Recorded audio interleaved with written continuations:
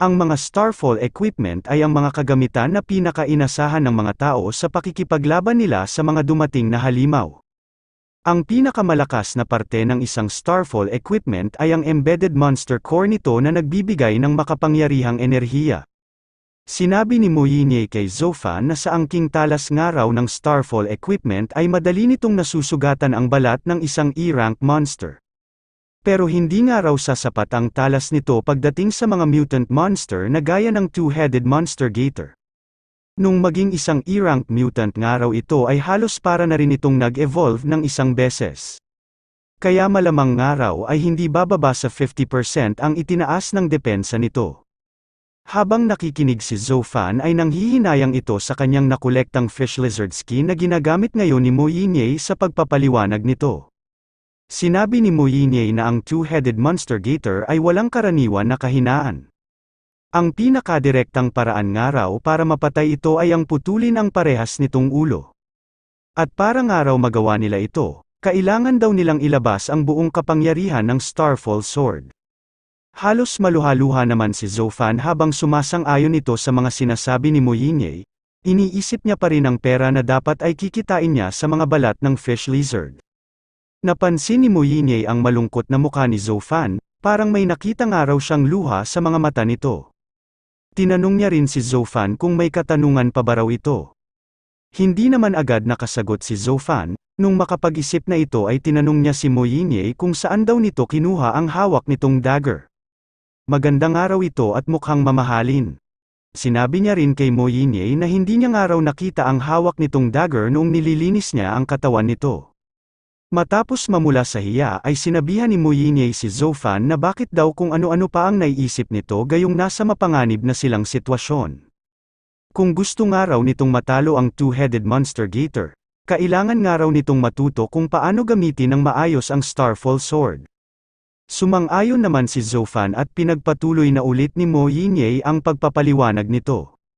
Sinabi ni Moynier na manood daw ng mabuti si Zofan. Ipapakita niya nga raw dito ang tunay na kapangyarihan ng isang Starfall equipment.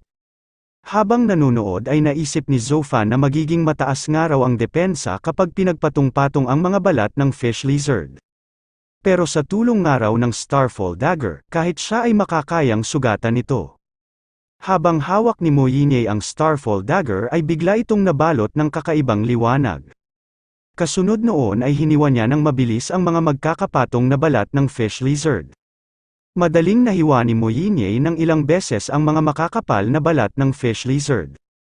Namangha naman si Zofan nang makita niya ito. Sa daling araw ng ginawa nitong paghiwa ay parang hindi man lang ito gumamit ng anumang lakas.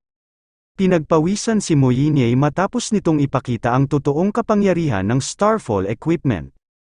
Sinabi nito na kailangan nga raw ng taong gumagamit na mag-resonate sa monster core na embedded sa isang weapon, at lumikha ng isang sword light. Sa ganoong paraan nga raw ay mapapatalas nila ng sobra ang talim ng isang sandata. Kaso nga lang daw ay napakahirap panatilihin ang ganito kataas na lebel ng kapangyarihan. Nababasag nga raw ang monster core kapag ginawa nila ito ng ilang beses. Naiintindihan ni Zofan ang mga sinabi ni Moynier. Kaya nga raw pala hindi nito ginamit ang Starfall Sword sa pagpapaliwanag sa kanya. Isang araw itong trump card na kailangang gamitin sa tamang pagkakataon. Sinabi ni Moynier kay Zofan na dahil daw injured pa siya, hindi pa raw niya makakayanan ang recoil ng paggamit sa kapangyarihan ng Starfall Sword.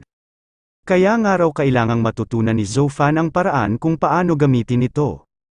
Sinabi niya rin na may 3 araw lang daw ito para matuto. Nagsimula na sa pagsasanay si Zofan at kinaharap ang mga halimaw na fish lizard. Hindi ito nagpapasindak sa mga nakakatakot na ungol ng halimaw bagkus ay mas determinado pa ito sa kanyang pagsasanay. Tumilapon ang ulo ng isang fish lizard matapos itong atakihin ni Zofan. Ilan pang halimaw ang susugod na rin sa kanya. Habang nanonood sa malayo ay naisip ni Moynier na kakailanganin nga raw nito ng matagal na oras na pakikipaglaban sa mga halimaw, upang makabuo ito ng isang resonance sa monster core ng isang Starfall equipment. Sa ganoong paraan nga raw ay unti-unti nitong malalaman kung paano ito gawin. Ang isang tao nga raw na may angking talento ay kayang matutunan ang skill na ito ng kalahating taon. Kaso nga lang daw ay karamihan sa mga sumubok nito ay hindi nagtagumpay na matutunan ito. Naisip ni Moynier na kakaibang araw si Zoufan, isa na nga raw agad itong intermediate rank Starfall warrior sa murang edad pa lang at matatawag na rin na isang peerless genius. Kaya naniniwala nga raw siya na magagawa niya ito. Pinagpatuloy ni Zoufan ang pagsasanay gamit ang Starfall Sword at mga nakakaharap niyang halimaw. Tumigil lang ito nung maubos na niya ang mga halimaw na sumusugod sa kanya. Nakaramdam na si Zoufan ng pagod sa katawan kahit nakalahating araw pa lang siyang nagsasanay. Sinabi nga raw sa kanya ni Moynier na mas madali niya nga raw matututunan bumuo ng resonance kapag nakipaglaban siya ng nakipaglaban sa mga halimaw. Pero hanggang ngayon nga raw ay hindi pa niya nararamdaman ang kahit na kaunting resonance na sinasabi nito. Napansin ni Moynier na wala pa ring pagbabago kay Zoufan kahit na nakipaglaban ito sa mga fish lizard ng halos kalahating araw. Inasahan na niya rin daw ito. Ang iba pang araw na tinatawag na genius ay inaabot ng kalahating buwan para maramdaman ang resonance. Naisip ni Moynier na maging siyang araw ay inabot ng 2 araw bago niya ito natutunan kahit na mayroon siyang innate talent para sa sword sense. Kaso nga lang daw ay 3 araw lang ang mayroon sila ni Zoufan. Magiging masama ang araw ang kahihinatnan kapag hindi siya agad nakauwi sa oras ng kanilang Mo Family Air ceremony na gaganapin pagkatapos ng 3 araw. Naisip din ni Moynier na baka nga raw maapektuhan din ang kalagayan ng ama ni Zoufan kapag nangyari ito. Habang pinagmamasdan si Zoufan sa malayo ay napahingi ng tawad si Moynier. Pasensya na nga raw dahil ito lang ang tao na maaari niyang asahan sa mga oras na ito. Nagulat naman si Zoufan nang biglang lumabas sa kanyang harapan ang kanyang War God system. Nabasa ni Yuan sa kanyang system screen na may nakita nga raw ito na inactivated na Starfall Sword. Nakalagay rin dito kung gusto ba raw niyang gumamit ng 10 stat points para ma-activate ito. Sa mga sandaling ito ay may eksaktong 10 unassigned stat points si Zoufan. Naisip ni Zoufan na maaari raw pala siyang gumamit ng stat points para makabuo ng resonance sa Starfall Sword's monster core. Napamura pa ito sa kanyang system kung bakit ngayon lang daw nito sinabi sa kanya. Pinaliwanag ng War God system ang mga kondisyon sa pag-activate ng isang E-rank Starfall equipment. Kailangan daw na ang rank ng host ay hindi bababa sa Intermediate Starfall Warrior, at dapat ay mayroon din itong hindi bababa sa 10 unassigned stat points. Naintindihan na ni Zoufan kung bakit ngayon lang ito pinaalam sa kanya ng kanyang system. Naisip niya na mukhang kailangan na daw niyang magpaalam sa mga stat points na naipon niya sa pakikipaglaban ng kalahating araw. Nagliwanag ang hawak na Starfall Sword ni Zoufan matapos niyang gamitin sa pag-activate nito ang kanyang 10 unassigned stat points. Naisip niya na ito raw pala ang resonate ng isang Starfall equipment na ipinakita sa kanya ni Moynier. Ngayon ay activate na ang gamit na Starfall Sword ni Zoufan at may activation attribute ito na Sharpened Sword Light. Agad na sinubukan ni Zoufan ang talas ng hawak niyang sandata. Napakadali niyang nahiwa ang mga makakapal na katawan ng halimaw na nasa kanyang harapan. Natuwa si Zoufan sa talas ng gamit niyang espada. Nung hiniwa niya nga raw ang mga balat ng fish lizard ay para lang siyang humiwa ng tofu. Hindi naman makapaniwala si Moynier sa kanyang nasaksihan. Nagtagumpay nga raw agad si Zoufan ng kalahating araw pa lang. Nakakakilabot nga raw ang talento nito. Bigla namang nagiba ang mood ng mukha ni Moynier nang makita niya ang sunod na nangyari kay Zoufan. Nakahiga na si Zoufan katabi ang mga katawan ng mga pinatay nitong halimaw at humihingi ng tulong.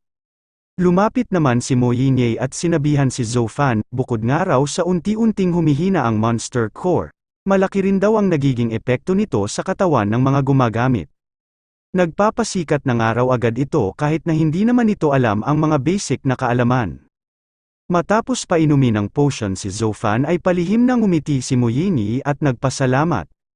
Nagtungo na ulit sina Zoufan at Moynier sa lugar kung saan naninirahan ang two-headed monster gator. Nabulabog ang pagpapahinga ng halimaw nang may maramdaman ito na papalapit sa kanila. Nagulat ang 2 ulo ng monster gator nang makita ng mga ito na susugurin na sila ni Zoufan. Tumalon ng mataas si Zoufan pasugod sa two-headed monster gator. Aatakiin niya sana ito ng palihim pero napansin siya ng halimaw dahil sa talas ng pakiramdam nito. Humiyaw ng malakas ang dalawang ulo ng halimaw, sa lakas ng paghiyaw nito ay nagsitilapon ang mga katabi nitong bato. Umatake ang isang ulo ng two-headed monster gator gamit ang mahaba nitong dila. Hindi naman ito natamaan si Zoufan dahil sa napakabilis na paggalaw nito. Habang umiiwas si Zoufan ay unti-unti rin itong lumalapit sa halimaw. Pagkalapit nito sa two-headed monster gator ay naisip niya na abot ng araw niya ang halimaw dahil nasa loob na ito ng kanyang attack range. Kailangan niya nga raw maputol ang ulo nito na fish lizard upang bumaba sa kalahati ang combat power nito. Noong nakatingin si Zoufan sa ulo ng halimaw ay hindi niya napansin na papalapit na pala sa kanya ang malaking buntot nito. Nakariyak naman agad si Zoufan at ginamit ang hawak niyang espada upang saluhin ang patama sa kanyang buntot. Pero kahit ganoon ay hindi niya pa rin ito napigilan dahil sa laki at bilis ng pagdating ng buntot ng halimaw. Sa lakas ng buntot ng two-headed monster gator ay tumalsik ng malayo ang tinamaan nitong si Zoufan. Nakita ni Mo Yinye ang nangyari kay Zoufan kaya napahiyaw ito sa pag-aalala. Naisip ni Zoufan na naging pabaya raw siya, hindi niya raw akalain na ganoon kalakas ang buntot ng halimaw. Sa bilis nga rin daw nito ay hindi na siya nakapag-activate ng resonance. Malaking pinsala ang tinamo ng katawan ni Zoufan, pero kahit ganoon ay pinipilit pa rin niyang tumayo.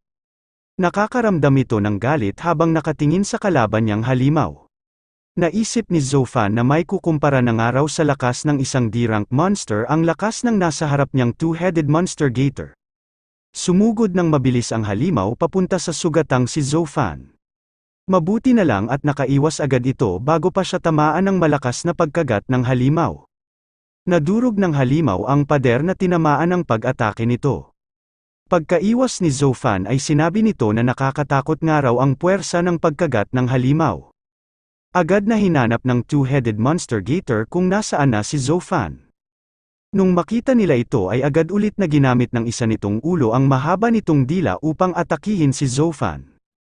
Nakatalo naman si Zoufan at naiwasan ang mahabang dila ng halimaw. Pagbagsak niya ay inatake ulit siya ng halimaw gamit ang buntot nito. Sa pagkakataong ito ay hindi na tinangkang saluhin ni Zoufan ang buntot ng halimaw at agad na umilag. Habang tumatakbo si Zoufan ay may napansin ito na paparating sa kanya. Nasundan pala ng two-headed monster gator ang direksyon ng paggalaw niya kaya tinamaan siya ng mahabang dila nito sa balikat. Ininda ni Zoufan ang tumama sa kanyang atake kaya nagmadali itong tumakbo at nagtago.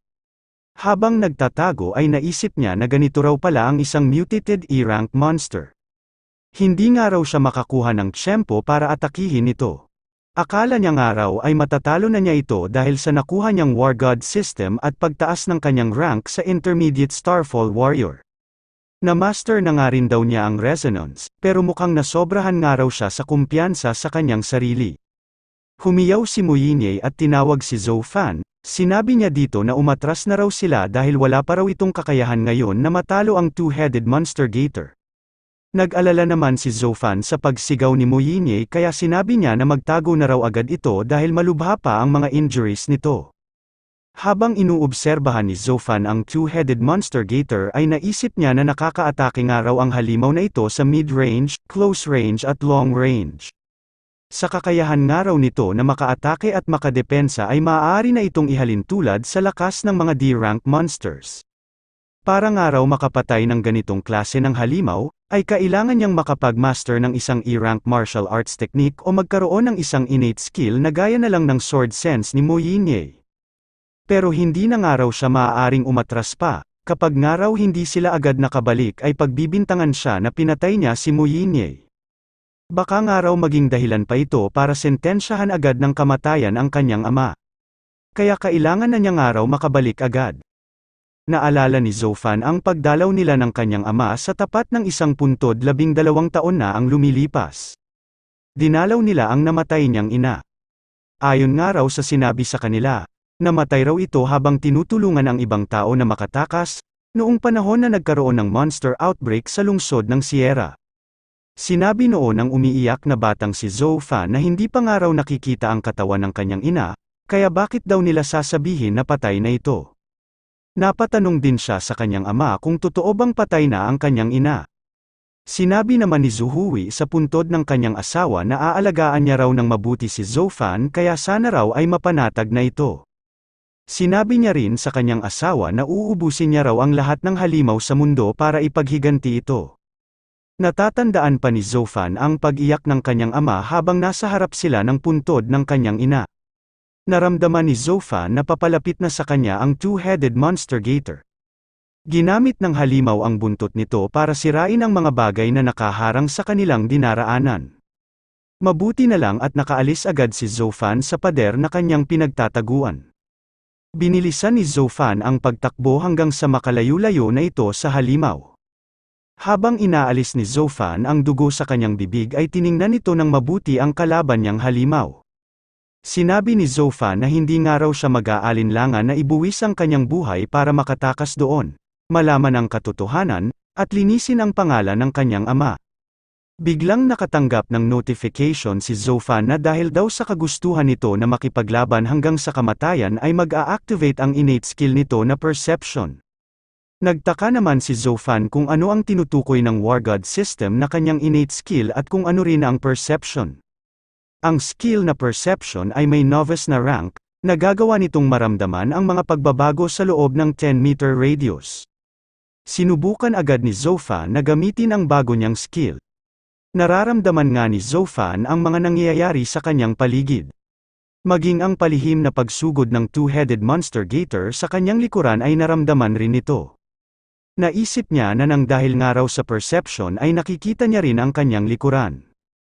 Pakiramdam niya nga rin daw ay medyo bumagal ang paggalaw ng two-headed monster gator. Nag-activate si Zoufan ng resonance sa gamit niyang Starfall Sword. Habang sumusugod ito ay naisip niya na ito na nga raw ang kanyang tsansa para umatake. Sa pagpapalabas niya ng totoong kapangyarihan ng isang Starfall equipment ay madali nitong naputol ang dalawang ulo ng monster gator. Maging ang matigas na buntot nito ay pinutol niya rin. Hindi na niya binigyan ng pagkakataon ang halimaw na makagawa pa ng kahit na anong counter-attack. Napatakip naman ang bibig si Mu Yinye sa sobrang pagkamangha sa ginawa ni Zoufan. Pumorma ng astig si Zoufan at tinawag si Mu Yinye. Sinabi niya dito na maaari na raw silang lumabas ngayon. Nakatanggap si Zoufan ng notification na makakakuha raw siya ng 3 stat points sa pagkakapatay niya sa isang E-rank mutant monster. Napaisip naman si Zoufan kung bakit 3 stat points ang kanyang nakuha. Marahil nga raw ay kaya niya ito nakuha ng dahil sa isang E-rank mutant monster ang two-headed monster gator. Sinabi rin ng War God system kay Zoufan na nakakita raw ito sa katawan ng halimaw ng isang E-rank mutant monster core. Binuksan ni Zoufan ang katawan ng two-headed monster gator upang hanapin ang monster core na tinutukoy ng kanyang system. Matapos niya itong makita ay iniwan na niya doon ang halimaw at lumabas na ito kasama si Mu Yinye. Malayo-layo na rin ang nalakbay ni Zoufan simula nang lumabas sila sa pinanggalingan nilang tunnel.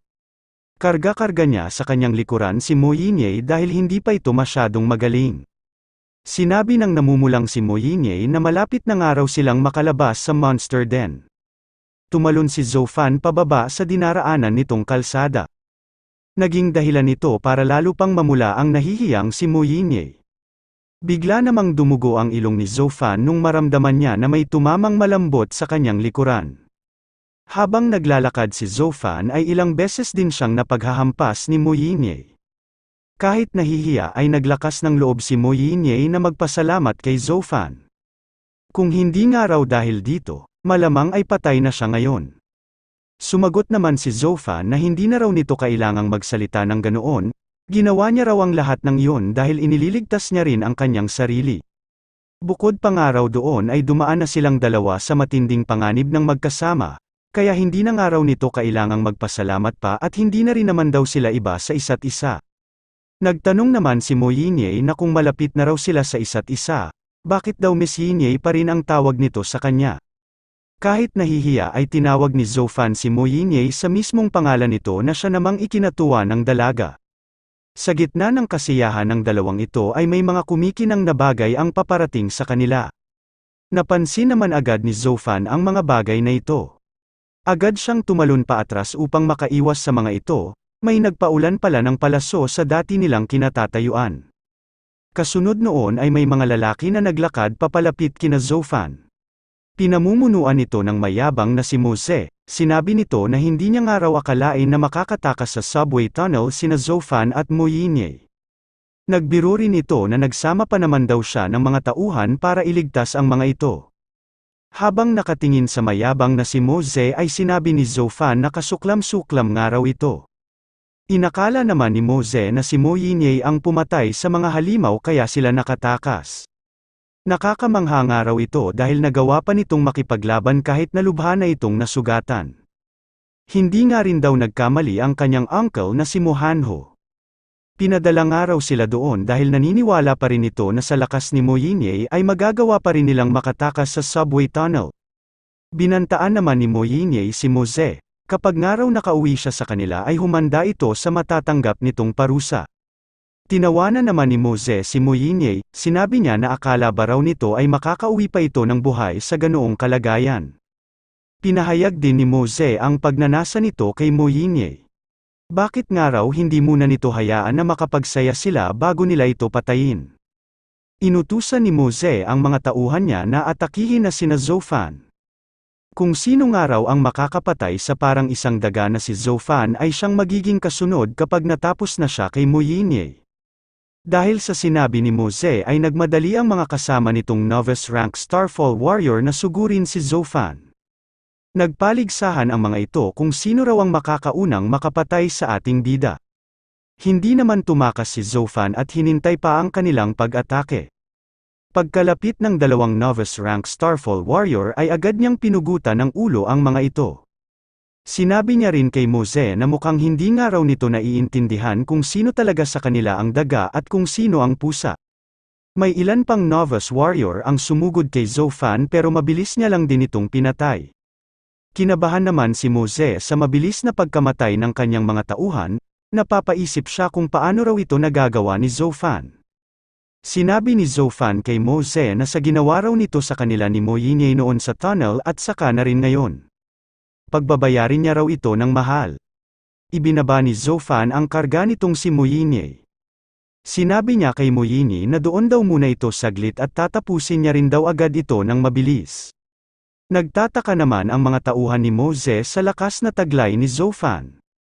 Sa pagkakaalam nga raw nila ay isa lang itong Starfall Warrior Reserve, pero nakakapagtaka nga raw na nagawa nitong mapatay ang mga kasamahan nilang novice rank Starfall Warrior. Napansin ni Mose ang paggamit ni Zophan ng Starfall Sword. Naisip niya na siguro raw ay umabot na sa level ng isang intermediate Starfall Warrior ang mind stats nito.